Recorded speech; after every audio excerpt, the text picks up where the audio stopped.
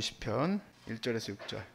할렐루야, 그의 성소에서 하나님을 찬양하며 그의 권능의 궁창에서 그를 찬양할지어다. 그의 능하신 행동을 찬양하며 그의 지극히 위대하심을 따라 찬양할지어다. 나팔 소리로 찬양하며 비파와 수금으로 찬양할지어다. 쏘고치며 춤추어 찬양하며 현악과 퉁소로 찬양할지어다. 큰 소리 나는 재금으로 찬양하며 높은 소리 나는 재금으로 찬양할지어다. 호흡이 있는 자마다 여호와를 찬양할지어다. 할렐루야. 아멘. 어린 시절에 제가 원한 것은 아니었습니다만은 이제 어머니가 저를 피아노 학원에 보냈어요. 지금은 이제 뭐 남자애들도 피아노 학원 많이 다니고 여자애들도 뭐 태권도 학원 다니고 그렇지만 그때는 이제 피아노 학원에 뭐 되게 오래된 것 같네요. 그렇게 얘기하니까. 근데 피아노 학원 잘 안 보내요. 뭐 그렇게 잘 보내는 건 아니었는데 굉장히 어린 저를 이제 피아노 학원에 보내서 다 여자애들이었어요. 그리고 이제 저 혼자 이제 남자였는데 저는 뭐 엄청난 재능을 보일 것처럼 생각하시고 보냈는지는 모르겠지만 재능은 없었어요. 솔직히 고백하면은 탁월한 재능이 있는 건 아니고 그나마 피아노를 배워서 음악적 소양은 갖추게 됐어요. 나중에 느끼게 된 거지만 어머니가 어찌됐든 내 아들이 악기 하나를 가지고 우리 하나님을 찬양했으면 좋겠다 하는 마음으로 나를 보내셨겠죠. 그런데 그 마음에 부합했는지 이제 제가 진짜 자발적으로 악기를 배우게 된 거는 기타예요. 지금은 이제 기타를 더 많이 치고 있죠. 기타를 열심히 이제 배웠는데 역시 마찬가지로 재능이 없더라고. 그래서 요 수준입니다. 그래도 하나님 찬양하는데 부족함은 아직은 없는 가운데 있어요. 그래도 이제 그 정도로 이제 찬양하는데 기타를 찬양하는데 어머니가 저를 어렸을 때 피아노 학원 보내주셔가지고 그래도 조금이나마 음악을 조금 가까이 해서 이 정도 할 수 있다 생각이 들어요. 그런데 이게 조금 나쁜 마음을 갖기 시작했습니다. 조금 이제 교만해져가지고 악기 연습을 하다 보니까 세상 음악이 너무 하고 싶은 거예요. 세상 음악과 또 내 마음의 신앙이 또 멀어지면서 세상의 음악을 배우기 시작했어요. 그래도 하나님의 은혜를 주셔서 다시 또 꼬꾸라지게 해주셔가지고 이제 하나님을 찬양하는데 내가 지금까지 가져왔었던 음악적인 백그라운드, 아주 어릴 때 혼자 어머니 손 붙들고 피아노 학원 갈 때부터 지금에 이르기까지 참 생각해보면 하나님이 어떻게 그렇게 찬양받고 싶으셔가지고 저를 그렇게 사용하셨는지 잘 모르겠어요. 너무너무 놀라운 일이에요. 여러분도 혹시 며느리나 또 자녀들에게, 지금 있는 현재 자녀들은 피아노 배우긴 글렀잖아요. 그러니까 그냥 그렇게 꼬시세요. 악기라도 하나 치면 좋지 않겠냐. 어찌됐든 재능이 하나 있으면은 악기로 찬양도 하고 또 목소리로 주님을 높이고 또 춤 잘 추는 친구도 제가 보았는데 이 친구는 비보이 출신이에요. 신학생인데 비보이가 뭐냐면 길거리에서 춤추는 애들. 그런데 하나님을 몸으로 찬양을 하는데 이야, 은혜가 넘치더라고요. 일반 세상에 있는 아이돌들 춤추는 거하고는 비교할 수가 없어. 방향이 달라. 방향이. 얘는 오직 사람을 현혹시키기 위해서 춤을 추는 게 아니라 하나님을 높이고 싶어서 춤을 추는 애였어요. 되게 많이 감동을 받았었어요. 오늘 말씀은 예배 인도자의 뭐라 그럴까, 욕심? 그렇게 생각을 했어요. 예배를 드리는 사람이 자기 혼자 하나님 예배 받으세요 그러는 마음을 갖지는 않아요. 이상하게. 예배 드리는 사람은 마치 먹을 거를 좋아하는 사람은 점점 더 맛있는 음식을 찾듯이, 또 그리고 수학 문제를 좋아하는 사람은 더 어려운 수학 문제를 찾듯이 예배 드리는 사람도 어떤 한 범위 안에 매여 있는 게 아니라 점점 더 자기 자신의 예배의 영역을 확장해 나가는 것 같아요. 확장해 나가는 것 같아요. 그 예배의 영역을 여러분도 확장해 나갈 수 있길 주의 이름으로 축복합니다. 여러분의 가정의 모든 이들이 주님을 찬양하고 또 여러분을 만나는 모든 이들이 주님을 찬양하는 놀라운 은혜가 있기를 주의 이름으로 축복합니다. 여러분 먼저 예배를 드릴 때 나 혼자 예배 드리는 거 얼마나 예배를 드릴 수 있죠. 또 작은 교회가 아름답다 해서 교회가 조그맣게 예배 드릴 수도 있습니다. 근데 다 같이 많은 이들이 또 여러 사람들이 예배드리게 하는 거는 쉽지 않은 일이에요. 그만한 영향력과 또 힘이 필요해요. 뭐 많은 사람을 모으는 걸 떠나서 나 혼자 예배하는 게 아니라 내 남편이라도 한번 데려와서 예배드리게 하는 게 그게 얼마나 어려운 일인지 몰라요. 오늘 1절 말씀을 보시면 이렇게 시작을 하죠. 할렐루야, 그의 성소에서 하나님을 찬양하며 그의 권능의 궁창에서 그를 찬양할지어다. 예배하려고 할 때 하나님의 백성들을 그의 성소로 불러드립니다. 이 첫 번째 예배 인도자, 이 예배에 마음을 가진 사람들은 하나님의 백성들을 성소로 모으기를 원해요. 그리고 그들이 모여서 함께 주님의 권능, 그의 권능의 궁창 아래, 이 궁창이라는 단어는 우리가 볼 수 있는 첫째 하늘을 말해요. 그러니까 우리가 살고 있는 이 땅에 있는 모든 사람들을 다 말하는 거죠. 하늘 아래에 있는 모든 사람들, 그들은 다 하나님의 권능 아래에 있는 사람들, 그 권능 아래에 있는 사람들은 다 하나님의 권능을 찬양할지어다. 여러분의 첫 번째 목표가 되시길 바랍니다. 첫 번째 목표, 많은 이들을 하나님 앞에 불러 모아서 그분의 권능을 체험시키고 그분의 권능을 찬양하게 만드는 거예요. 사실 사람을 모으는 거는 쉬운 일은 아니에요. 정말 어려운 일입니다.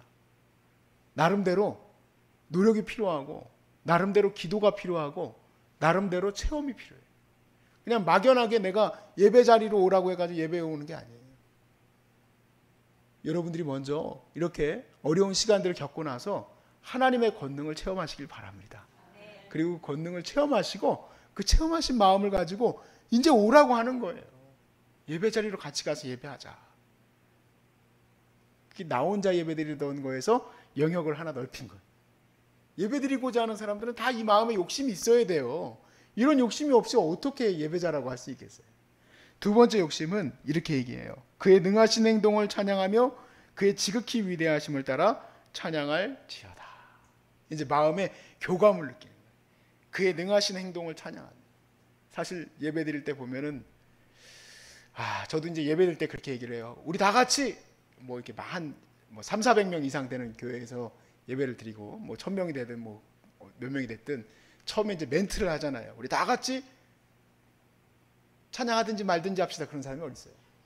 전능하신 하나님을 힘있게 찬양합시다.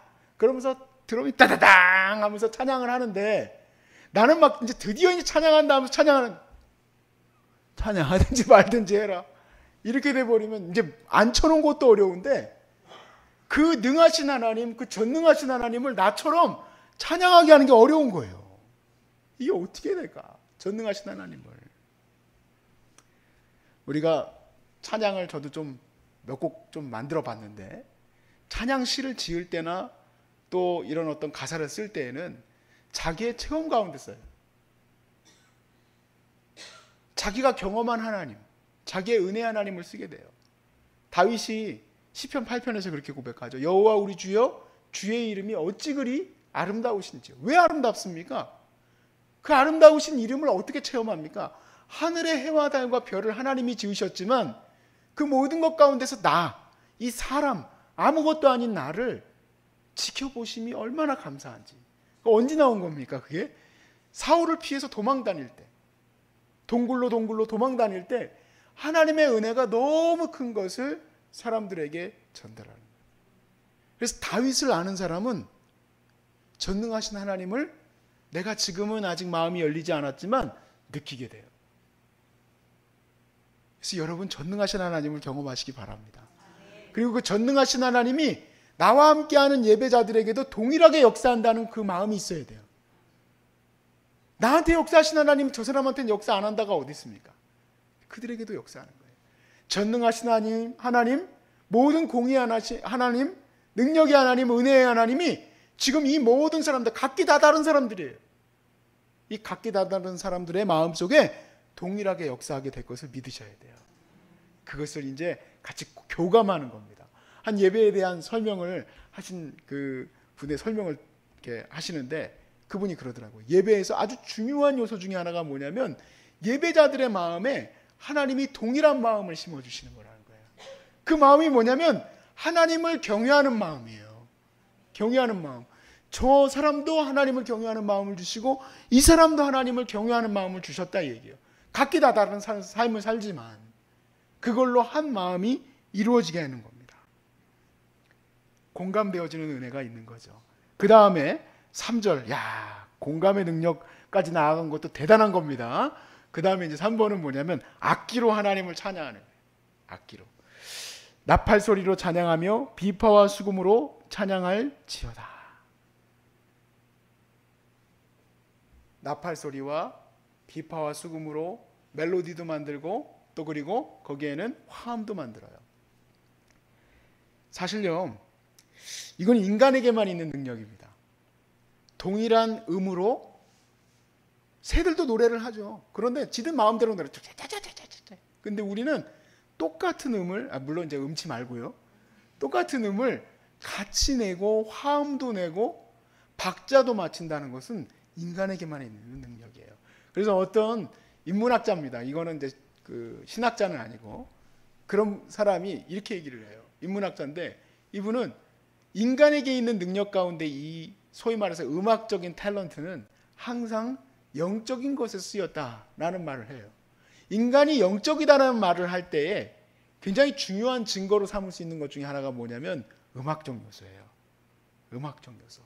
음악을 가지고 사실은 사람은 태고 쪽부터 지금까지 신과 영접하려고 그것을 사용했었어요.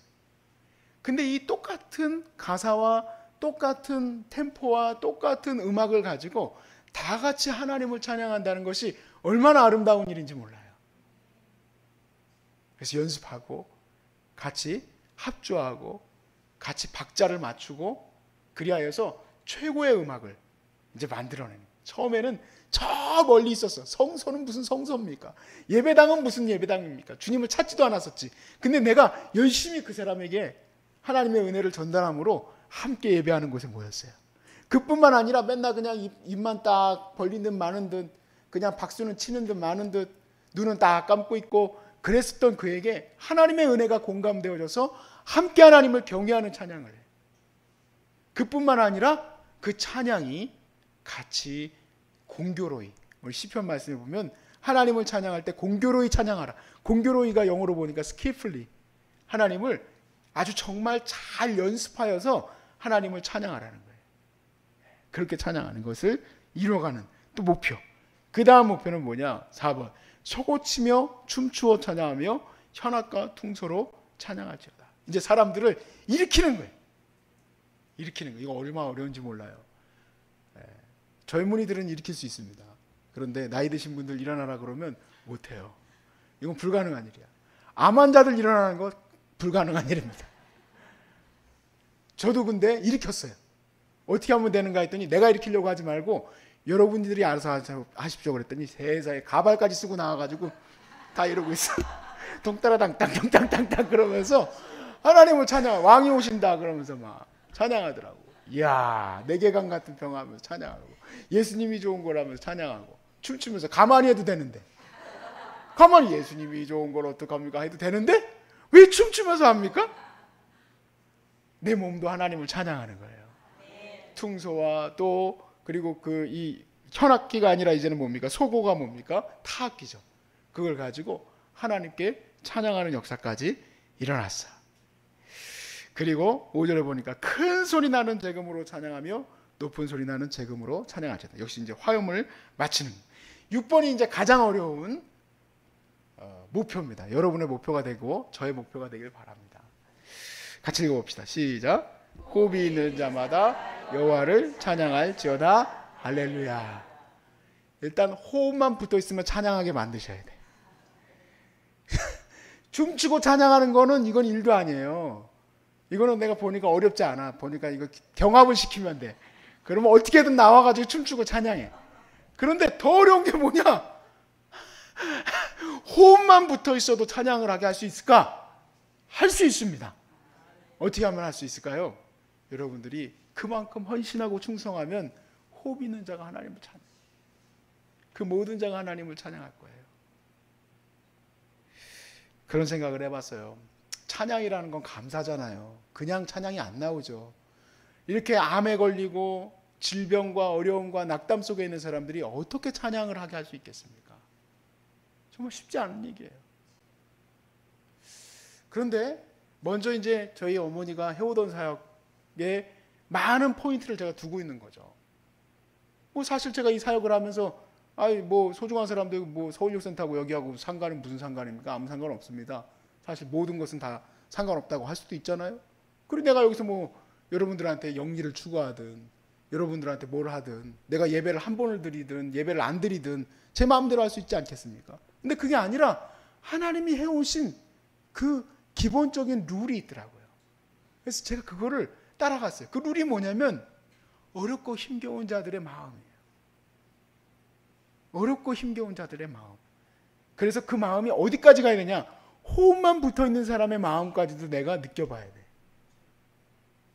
그래야지 찬양하게 할 수 있겠더라고요. 그래서 그렇게 힘든 시간들이 있었구나. 그렇게 괴로운 시간들이 있었구나. 왜냐하면 그걸 경험해 봐야지 알지. 어떻게 알 수 있겠어요? 여러분들은 그래서 호흡만 붙어 있어도 찬양하게 만들 수 있는 자격이 있어요. 그만큼 힘들었던 수술 때와 또 그리고 암이라는 선고를 받았을 때와 또 항암과 또 가족들로부터 떨어져 있던 시간들과 이 모든 것들을 여러분들이 경험하면서 이제는 다 정말 필요 없고 오직 구속한 내 주와 나만 있구나 하는 것을 깨달아 알면 이 세상에서 이거 잃어버려서 찬양하지 못하고 저거 잃어서 찬양하지 못하고 또 저거 붙들지 못해서 찬양하지 못하는 자들을 찬양하게 할 수 있는 여러분이 될 줄로 믿습니다. 여러분도 저와 같은 예배인 도자가 되시기 바랍니다. 그리고 예배인 도자로서 그런 큰 꿈을 꾸세요. 여러분의 큰 꿈, 이 시편 150편 마지막 1단계부터 6단계까지 여러분의 꿈의 소원이 되시길 바라고 호흡이 있는 자는 모두 주님을 찬양하게 하는 저와 여러분이 되시길 주의 이름으로 축복합니다.